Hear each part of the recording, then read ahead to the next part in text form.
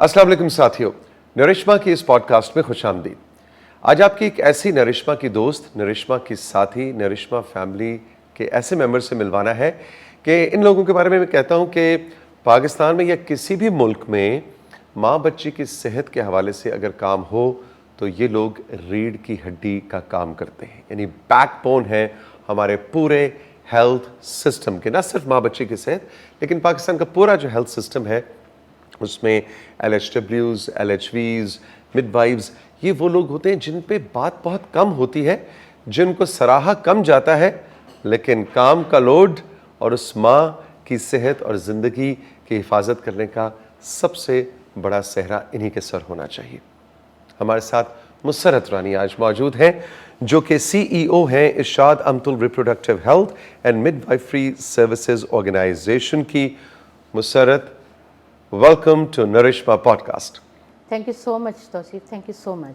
आपको जब भी हम सुनते हैं किसी सेमिनार में, किसी वर्कशॉप में, मैं कहता हूँ भाई देखो, ऐसी ख़वातीन जो है ना वो हमारे हेल्थ सिस्टम में हो तो ये बड़ा ज़रूरी भी है। और आपकी वजह से तो पिछले 28 साल में बहुत से लोग ट्रेन भी हुए हैं। इस वक्त आपके हाथों के निकले हुए बड़े बड़े नाम जो हैं वो LHWs, LHVs जो हैं वो पाकिस्तान के ख़ास तौर पे दूर उफ्तादा इलाकों में बहुत ज़्यादा काम करें। कैसा लगता है, सबसे पहले ये बताएं आप लोग। बहुत अच्छा लगता है तौसीफ इस हवाले से कि ये ऐसा काम है, वो कहते हैं ना कि मेरा काम मेरी इबादत है, तो समझ ली कि अल्लाह ताला ने हमें चुना हुआ है ये काम करने के लिए। और हम भूल जाते हैं कि हमने कितने लोगों को ट्रेनिंग्स दी, कितने लोगों को हमने पढ़ाया। अचानक ही पता चलता है कि आपका ये स्टूडेंट यहाँ पे मौजूद है और वो इतना अच्छा काम कर रहा है, उसको देख के आपको लगता है कि आपने वाकई कुछ कर लिया ज़िंदगी में। और सदका जारिया है ना, उसकी वजह से आगे पता नहीं कितनी ज़िंदगियाँ बच। बिल्कुल ऐसे ही मैं आपको बताऊं कि अभी मैं बलूचिस्तान गई हुई थी, मैंने वहाँ पर 4 डिस्ट्रिक्ट्स में ट्रेनिंग दी थी और LHWs को ट्रेनिंग दी थी। जब मैं उनको ट्रेनिंग दे रही थी और ट्रेनिंग के दौरान मैं थोड़ी सी स्ट्रिक्ट थी क्योंकि हम बहुत इन्वेस्टमेंट करके उन तक पहुँचे थे, तो वो LHWs थी। मैंने उनको जब चागी, किला अब्दुल्ला, कोयटा और पशीन, 4 इलाकों में जब डिस्ट्रिक्ट में मैंने उनको एजुकेशन दी और मैंने 6 दिन उनको पढ़ाया और 9 to 5 पढ़ाया। उन्होंने कहा हमने इतना ज़बरदस्त, इतना फोकस्ड कि ना आपने हमें हिलने दिया है, ना हमारे दिमाग को हिलने दिया है, कभी नहीं पढ़ा और हम आपको हमेशा याद रखें। देखिए ना, ये वो चीज़ें हैं जो सबसे बड़ा बिल्कुल अवार्ड है। बिल्कुल, और अभी भी उनके मैसेजेस आते हैं।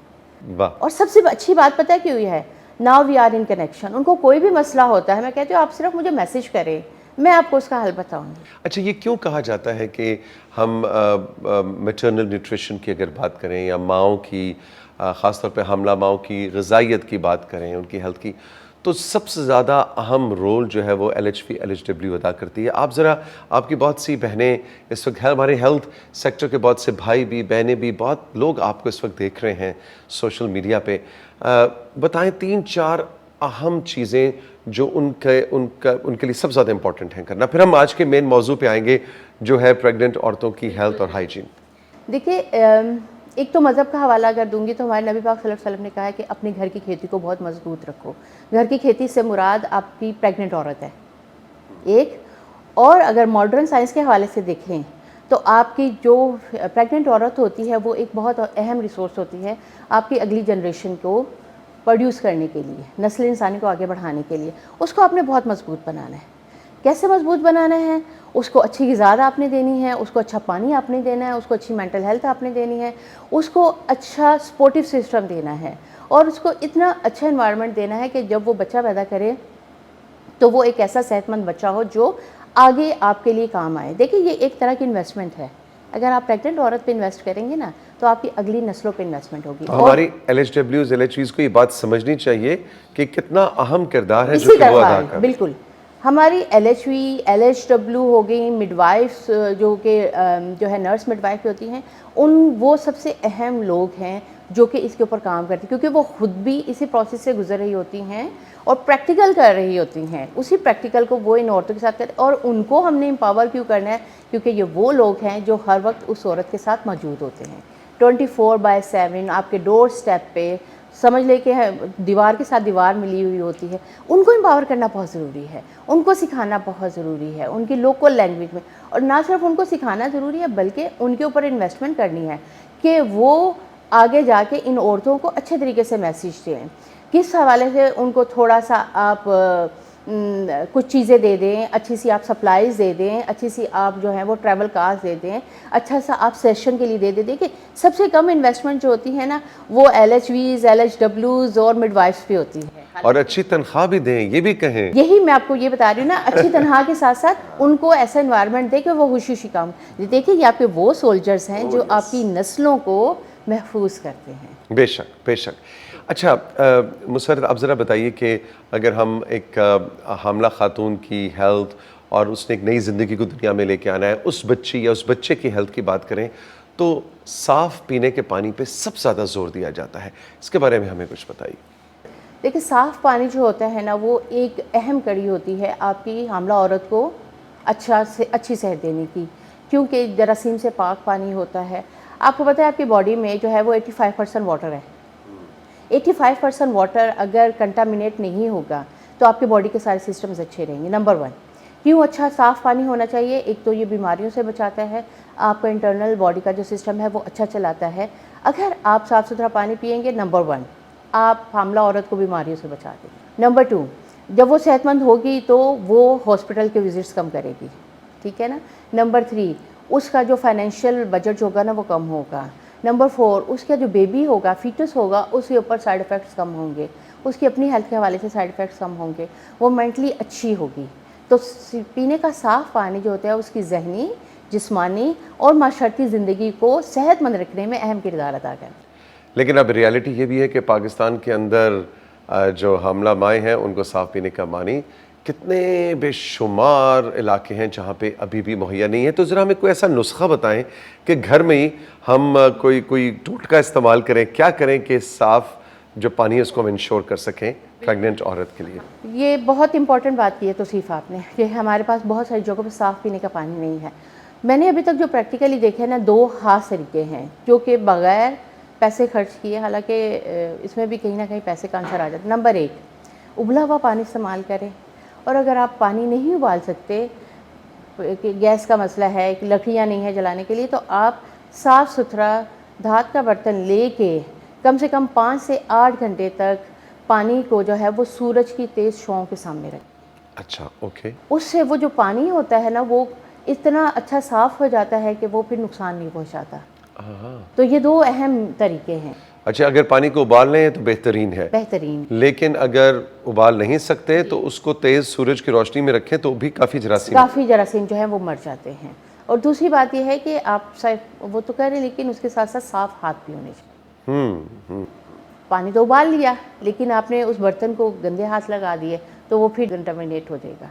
बल्कि आप जैसे माहिरीन तो ये भी कहते हैं कि एक प्रेग्नेंट औरत जो है उसको पूरे अपने हमल के दौरान और वैसे भी हर वक्त अपने हाथों को साफ रखना चाहिए, सिर्फ खाना पकाते या खाना खाते हुए ये नहीं। तो बात फैक्ट है। देखिए हाथ जो होते हैं ना वो सबसे मोस्ट इम्पॉर्टेंट होते हैं आपके जिस्म में इन्फेक्शन लेके जाने के लिए, ठीक है ना। कैसे?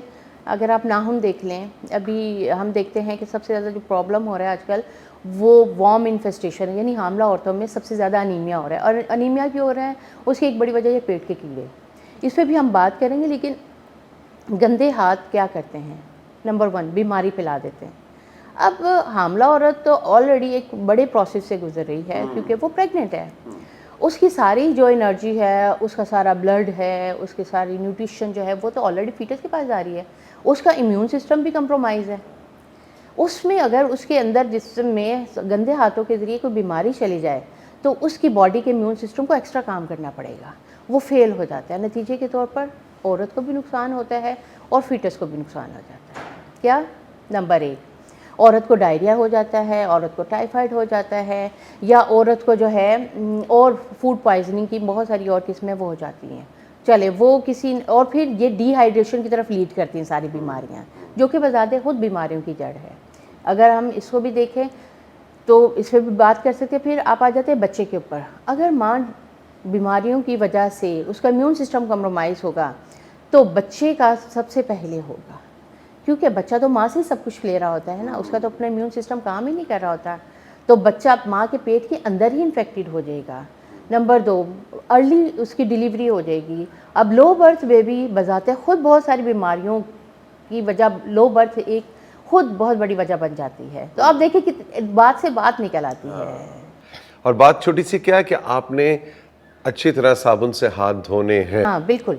और ये बहुत 2 मिनट का अमल होता है, इसको हैबिट बना लेनी है कि आप ये हैं, आपने बहुत थोड़े पानी में, यहाँ पे मैं ये भी मैसेज दूंगी, हम जाते हैं हम नल खोल देते हैं, ऐसा नहीं करें, थोड़ा पानी इस्तेमाल करें। आप ये सोच के हर जगह पे पानी इस्तेमाल करें कि ये आपके नसीब का लिखा हुआ पानी है, जितना ज़्यादा जल्दी इस्तेमाल करेंगे उतना जल्दी है। तो थोड़े पानी के साथ आपने साबुन से अच्छे से हाथ धोने हैं और इसको आदत बना लें। किस वक्त धोने हैं?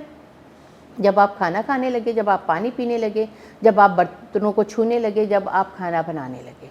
ये मेन, या अपने बच्चे को देखना लगे, दूसरे जो बच्चे हैं, या आप खुद अपना कोई ऐसा काम करने लगे जिसमें आपके मुंह के अंदर खाना या पानी जा रहा है। बहुत सिंपल बात है कि आपने उस वक्त हाथ साफ ज़रूर करना।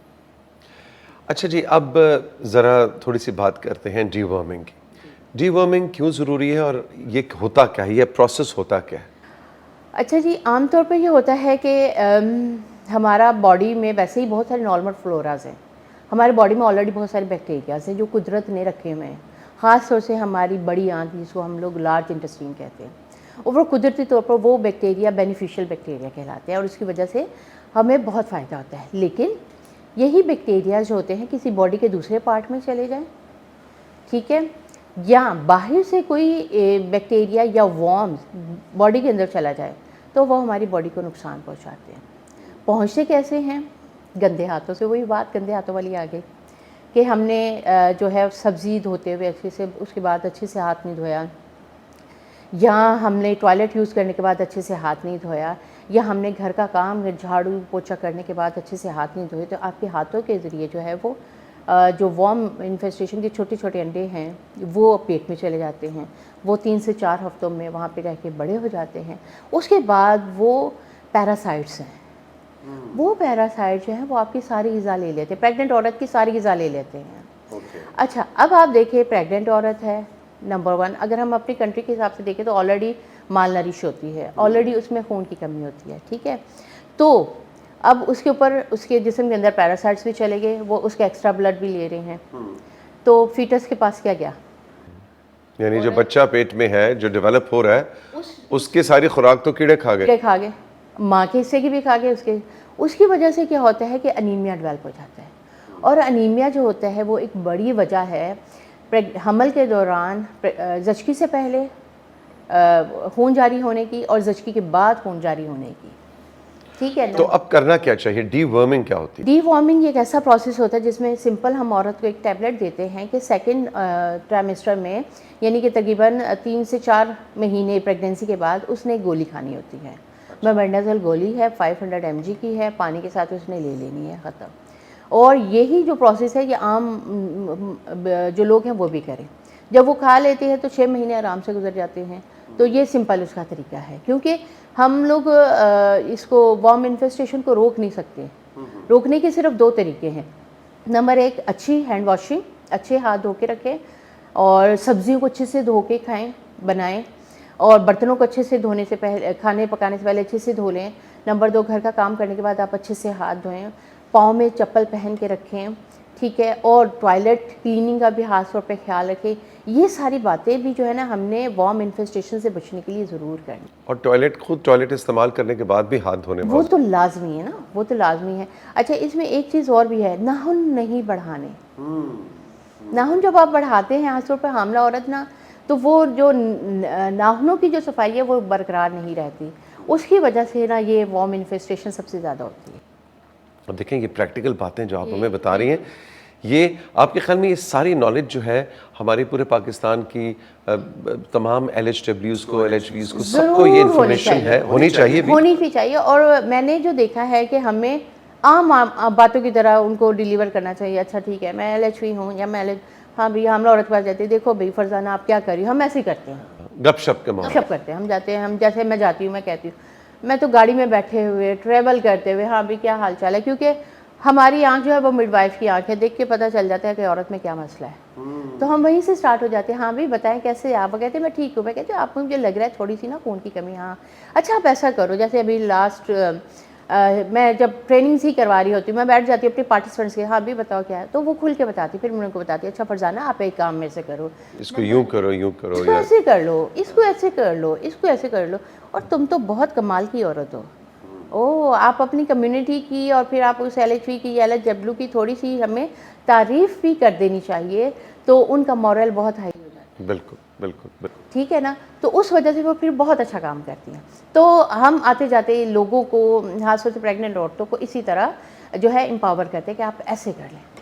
अच्छा जी, अब ज़रा बात करते हैं हल्की फुल्की एक्सरसाइज की, कि वर्जिश 9 महीने के हमल के दौरान हल्की फुल्की वर्जिश बहुत ज़रूरी है, उसके बारे में हमें बताइए कि और कितनी वर्जिश होनी चाहिए, और क्या हमें कैसे पता चले कि अब ये हल्की फुल्की है या ये अब ज़्यादा स्ट्रेसफुल होती जा रही है? Very much important point you are going to be discuss. कैसे? देखिए, वर्जिश जो है ना, ये मैं समझती हूँ हम सबको करनी चाहिए। मैं खुद भी करती हूँ, आधा घंटा ज़रूर देती हूँ रात को। देखिए, हामला औरत के लिए आमतौर पर कहते हैं प्रेग्नेंट हो गई है ना, इसको हिलने नहीं देना। नहीं, ये आप उसको सबसे ज़्यादा नुकसान पहुँचा रहे हैं। प्रेगनेंसी एक नॉर्मल चीज़ है, हमल एक नॉर्मल प्रोसेस है।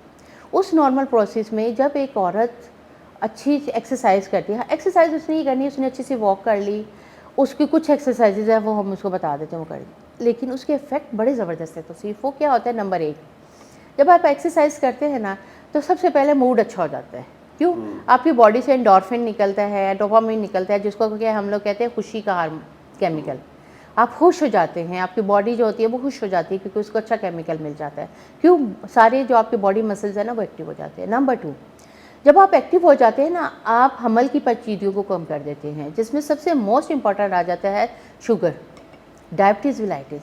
क्योंकि जब आप एक्टिव होते हैं ना, तो प्रेगनेंसी के दौरान आपके जिस्म के हर हिस्से तक जो है वो शुगर पहुंच जाती है। अच्छा, हल्की एक्सरसाइज से क्या मुराद है कि कुर्सी पे बैठे बैठे भी अपने आप को मूव Yes, करें, बिल्कुल क्या कर करें? सकती हैं। ओके। कुर्सी पे बैठ के भी कर सकती हैं, लेटे हुए भी कर सकती हैं, वॉक भी कर सकती हैं। अगर आप देखें तो अब मुख्तलिफ वैराइटीज़ आ गई हैं कि प्रेगनेंसी के दौरान आप कैसे जो है कौन कौन सी एक्सरसाइज कर सकते। 2-3 चीज़ें मैं आपको और बता दूँ। जब आप अच्छी सी एक्सरसाइज करते हैं ना, तो जहाँ पर आप शुगर लेवल अपना अच्छा कर लेते, बैलेंस कर लेते हैं ना, वहाँ पर आपका ब्लड प्रेशर भी बहुत अच्छा हो जाता है। अगर बीपी आपका लो हो जाता है, तो आप प्रेगनेंसी की वजह से जो होने वाला प्री एक्लेम्पशिया है और एक्लेम्पशिया, जो झटके की बीमारी आपने सुनी होगी, ओके उससे ओके। बच जाते हैं। क्यों? आपका बीपी बिल्कुल नॉर्मल हो जाता है। ठीक है? फिर आपका जो फीटस मूवमेंट है वो और अच्छी हो जाती है। माँ का मूड अच्छा होता है तो बच्चे का मूड, आपको मज़े की बात बताऊँ?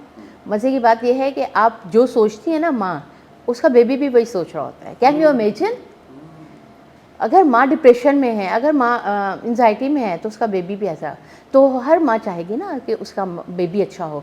तो उनके लिए ये मैसेज है कि एक्सरसाइजेज ज़रूर करें। आप डिप्रेशन से बचेंगी, आप एंजाइटी से बचेंगी। Very good. ये बहुत इंपॉर्टेंट पॉइंट्स है। फिर नींद बहुत अच्छी आ जाती है, फिर आपकी डिलीवरी बहुत अच्छे तरीके से हो जाती है, फिर आप पोस्टपार्टम में बहुत अच्छे तरीके से जल्दी रिकवर हो जाते हैं।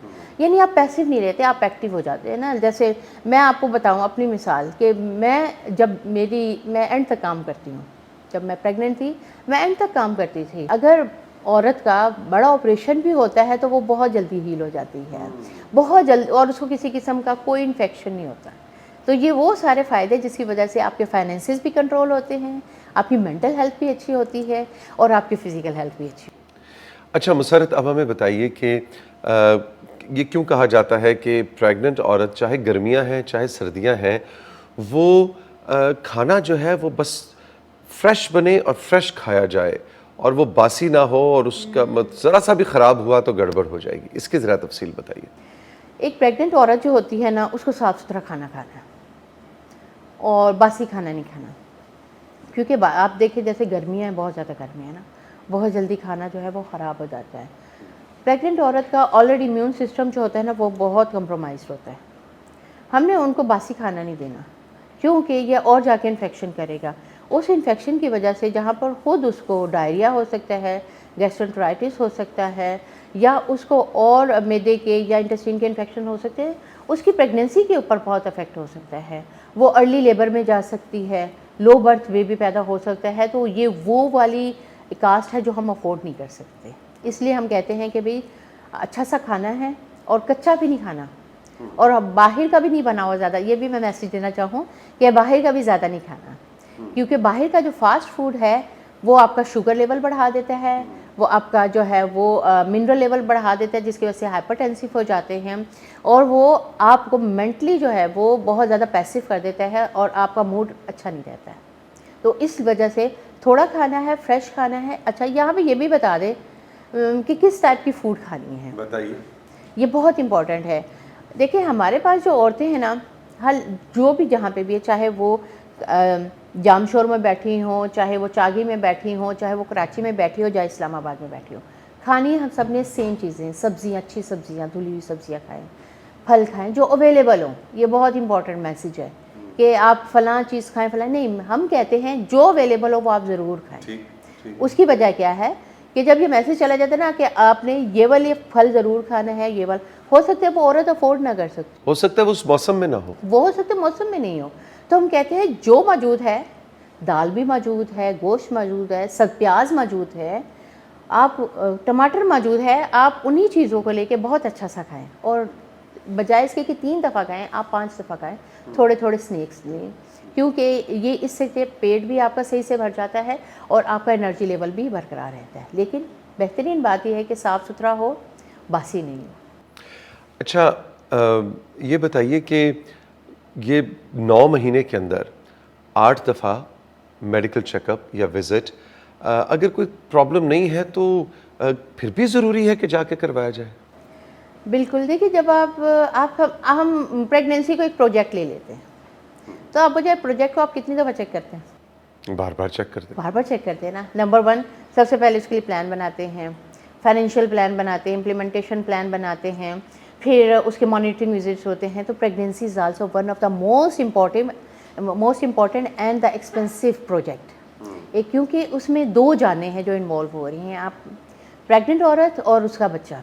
तो हमने 8 विजिट WHO ने इसलिए रखे हैं कि नंबर 1, सबसे पहले तो हमें माँ की सेहत और बच्चे की सेहत के बारे में पता चल जाए। नंबर 2, हमें जो है कॉम्प्लिकेशन जैसे एनीमिया हो गया, जैसे हाई ब्लड प्रेशर हो गया, जैसे जेनेटिक प्रॉब्लम हो गई, ये हमें इन सब का टाइमली पता चले।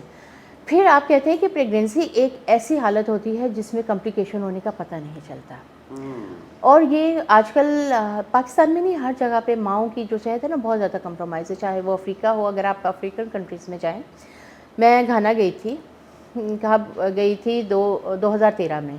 मैंने वहाँ की प्रेग्नेंट औरत को देखा तो मुझे वो वैसी महसूस हुई जैसे मेरे अपनी कंट्री की थी। फिर मैं लिबनान गई, वहाँ पे भी सेम कंडीशन थी। फिर मैं नेपाल गई, वहाँ पे भी। तो मुझे तो पूरी औरतों में सारी औरतें एक जैसी लगी, मुसलसल मेहनत करते हुई, चाहे वो प्रेगनेंसी में हो, चाहे वो नॉर्मल हालत में हो। तो बहरहाल इस दौरान जो है वो प्रेग्नेंट औरत को कंटिन्यूस अपने चेकअप करवाने। हर चेकअप के ऊपर नंबर 1 उसका फिज़िकल चेकअप होता है कि उसका बीपी कितना है, उसका शुगर कितना है, उसका यूरिन टेस्ट हो जाता है कि उसमें जो है प्रोटीन तो नहीं आ रहा, शुगर तो नहीं आ रहा। कुछ नहीं होगा, ज़्यादा से ज़्यादा नहीं होगा ना, लेकिन चेकअप हो जाएगा। नंबर 2, और कोई मसला होने से पहले हम पकड़ पहले हम लेंगे। पता कर लेते हैं, जैसे अनीमिया पता चल जाता है, जैसे आपको जो है वो बर्थ डिफेक्ट्स पता चल जाते हैं, जैसे आपको ये भी पता चल जाता है बाज़ औक़ात के औरत थैलेसीमिया का शिकार है, पहले नहीं पता चला, उस वक्त पता चल गया है। औरत जो है वो कार्डियक डिफेक्ट के साथ है। अब आप देखिए, प्रेग्नेंट औरतों में ऐसी भी औरतें होती हैं जिनमें से बाज़ को हार्ट डिजीज़ होती हैं, लंग डिजीज़ होती हैं, या उनको एपिलेप्सी होती है। तो वो सारी कॉम्प्लिकेशंस भी इन जो विजिट्स होते हैं ना, इसके दौरान पता चल जाती हैं। नंबर 1, नंबर 2, हम उनको टाइमली ट्रीटमेंट दे देते हैं, हम उनका फॉलोअप कर लेते हैं। तो इस तरह हम एक प्रेगनेंसी को बिल्कुल सेफ कर लेते हैं, तो हमारा आउटकम बड़ा अच्छा हो जाता है। अब हम चाहेंगे कि आप अपनी जो बहनें हैं, LHWs, LHVs, उनको क्या पैगाम देना चाहेंगी? इस वक्त आपको सुन रही हैं पूरे पाकिस्तान में। बिल्कुल, मेरे लिए बहुत अच्छा मौका है कि मैं उनको मैसेज दूँ कि आल्थो मुझे पता है LHVs की या कम्युनिटी मिडवाइफ की सैलरीज़ अच्छी नहीं है। नंबर 2, उन कैडर को इतना आगे भी नहीं जाने दिया जाता, उनके नाम चेंज कर दिए जाते हैं, किसी को मेडिकल टेक्नीशियन कह दिया जाता है, किसी को जो एडिशनल टेक्नीशियन कहा जाता है। तो सबसे पहला मेरा मैसेज तो ये है कि वो अपनी पहचान को बरकरार रखें और परेशानी का शिकार नहीं हो। अभी टाइम आ रहा है कि उनकी जो डेजिग्नेशन है और उनकी जो एक पहचान है वो वापस आ रही है। नंबर 2, अपने आप को एम्पावर करें। LHV हो या मिडवाइफ हो या LHW हो, ये ऐसे हेल्थ केयर प्रोवाइडर हैं जो कि सबसे ज़्यादा माँओं की जान बचाने का काम करते हैं। तो मेरी तरफ से उनके लिए मैसेज है कि अपने ऊपर इन्वेस्ट करें। ठीक है, अभी आपको सैलरी बहुत अच्छी नहीं मिली, बाकी सहूलियात अच्छी नहीं मिली, लेकिन जो आपका काम है ना, वो आपकी इबादत है। तो आप जो प्रेग्नेंट औरतें हैं, जो ज़च्चा है और जो नौज़ायदा हैं, उनके लिए बिल्कुल कहते हैं ना कि उनके ऊपर आँख रख के बैठ जाएं कि उनको किसी किस्म का प्रॉब्लम नहीं हो। सबसे पहले अर्ली आइडेंटिफिकेशन कर लें कि उनमें क्या मसले हैं, और नंबर 2, टाइमली उनको रेफ़र कर दें। और ख़ास तौर से माँओं की सेहत के हवाले से उनकी जो न्यूट्रिशन है, जो उनकी सेहत के हवाले से ग़िज़ा है, उसके ऊपर बहुत तवज्जो दें। बहुत सिंपल मैसेज है, हाथ अच्छे से धोएं खुद भी, और हामला औरतों के भी इसकी प्रैक्टिस करवाएं। डीवॉर्मिंग लाजमी करवाएं। कंटिन्यूस औरतों के पास, जैसे उनको रूटीन में विज़िट करना होता है 10 औरतों को, उनके पास ज़रूर जाएं, छोड़ें नहीं प्लीज़। ये वो प्रेग्नेंट औरतें हैं, ज़च्चा औरतें हैं जो आपके इंतज़ार में बैठी होती हैं। तो थैंक यू सो मच। मुझे उम्मीद है कि आप इन बातों पे ज़रूर अमल करेंगी और ज़िंदगी में कहीं ना कहीं मुलाकात होगी। Thank you. जो फादर्स हैं, जो बाप हैं, जो बन चुके हैं या बनने वाले हैं, उनको क्या कहेंगे? ये तो वो दुखती रग है तौसीफ जो आपने पकड़ ली है। Actually he is a manager. आपको पता है हमारी मेल डोमिनेटिंग सोसाइटी है ना, तो जो मर्द है, जो बाप अभी नहीं बना और जो बन चुका है, अगर वो चाहता है कि अपनी ज़िंदगी में आसानी चाहे, तो अपनी जो औरत है, अपनी उसकी जो बीवी है ना, उसके ऊपर ट्रस्ट करे और उसके ऊपर इन्वेस्ट करे, प्रेगनेंसी के दौरान भी और प्रेगनेंसी के बाद भी। चाहे वो उसका फैमिली प्लानिंग के मुतालिक डिसीजन लेना हो, या औरत को अच्छी ग़िज़ा देने के हवाले से डिसीजन हो, या औरत के 8 मुकम्मल विज़िट करवाने हैं, या औरत की ज़चगी के लिए अच्छी सी पहले से जगह चूज़ करनी है, उसके लिए मर्द का बहुत अहम किरदार है। यानी वो आप कहते कि मर्द वो चाबी है, वो कुंजी है जो औरत की किस्मत बनाता है हमारे माशरे में। तो मेल इन्वॉल्वमेंट ज़रूर होनी चाहिए और इसमें शर्म नहीं होनी चाहिए कि ये तो औरतों का मामला है। नहीं, मैं समझती हूँ, जैसे मेरे अपने हस्बैंड बहुत सपोर्टिव हैं, बहुत सपोर्टिव हैं। हम लोगों ने मिल के अपनी बेटियों को एम्पावर किया है कि बेटा देखो, आपने बाहर कैसे निकलना है। रिप्रोडक्टिव हेल्थ के हवाले से मैं बात कर रही हूँ, आजकल बहुत इंपॉर्टेंट इश्यूज़ चल रहे हैं। तो हमने अपनी बेटियों को एम्पावर किया है, और वो इस वजह से भी ज़्यादा किया कि मैंने अपने हस्बैंड के साथ मिलकर उनको पूरी नॉलेज दे दी है। मेरे हस्बैंड को पता है मेंस्ट्रुअल साइकिल क्या होता है, प्रेगनेंसी क्या होती है, ज़चगी में टाइमली जाना कितना इंपॉर्टेंट है। तो औरतों को अपने मसले अपने हस्बैंड के साथ डिस्कस करने में भी शर्म महसूस नहीं होनी चाहिए। क्यों? सबसे पहला तो वही साथी होता है ना जो आपको सबसे ज़्यादा हेल्प करता है। तो अपने शौहर को अपना दोस्त बना लें, अपने शौहर को अपना साथी बना लें, जिससे आप अपनी 24 घंटे की सारी बात डिस्कस करें।